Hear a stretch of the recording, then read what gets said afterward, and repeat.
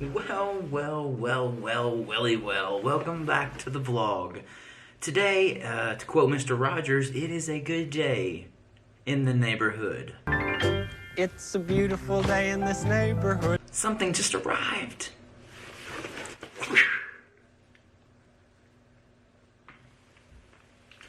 Yes, that's right. The infamous, or famous, Peter McKinnon variable ND from PolarPro. This is the 2 to 5 stop version.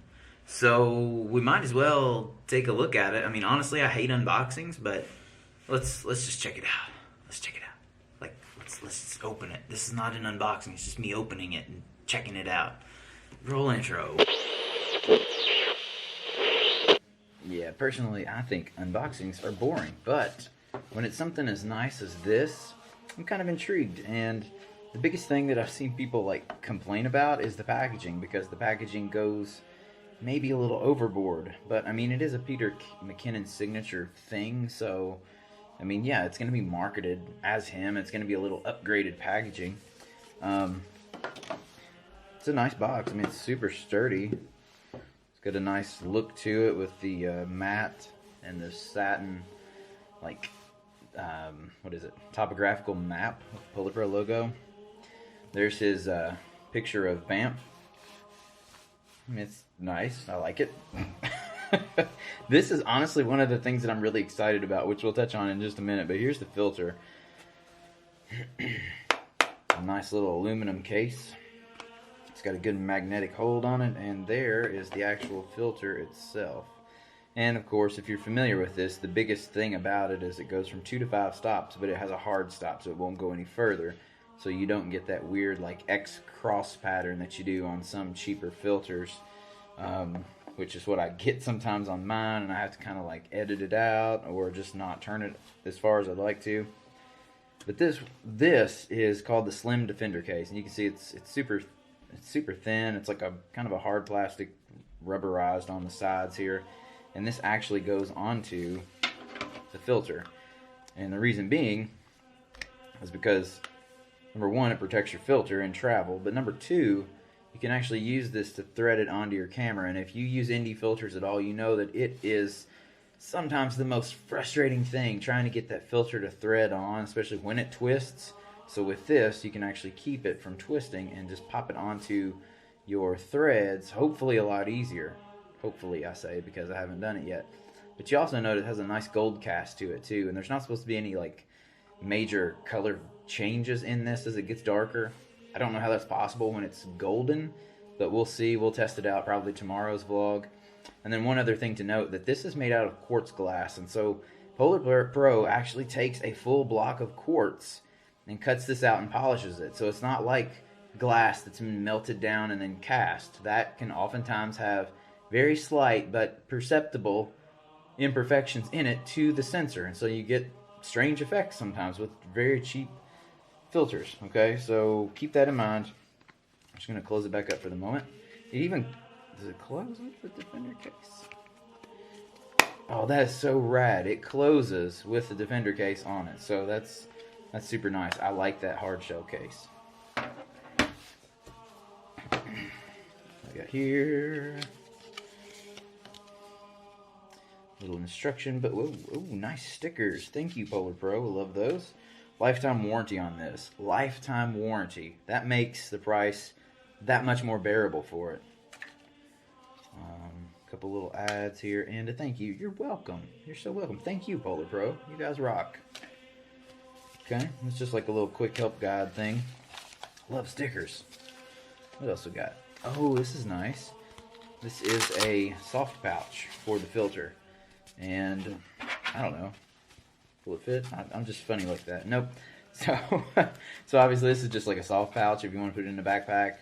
This is probably a little bit more protective, obviously, considering that it is aluminum. So, you know, flights, things like that, if it's going to be in like checked luggage, probably want to use that. And then last but not least, another Peter McKinnon photo in his signature style there. It's a little moody. And it is a microfiber cleaning cloth for the, you know, for the filter, because it's a ND filter. So anyway, hold on. That's all that. right? Okay, thumbs up. Nice packaging. The question is, could they lower the price if they change the packaging? Sure, of course, but the whole point is to market Peter McKinnon with this. So yeah, the packaging makes sense. They could probably just sell it like this and lower the cost a little bit, but honestly, the mass production that goes on, I'm guessing that, you know, cost-wise, it might lower it $12, maybe something like that. I mean, it wouldn't be an outrageous difference. People are just petty. This is what I got the filter for. The wedding filmmaking camera, the money-making camera, right? Currently, I'm using a Gobi ND variable ND filter. Don't get me wrong.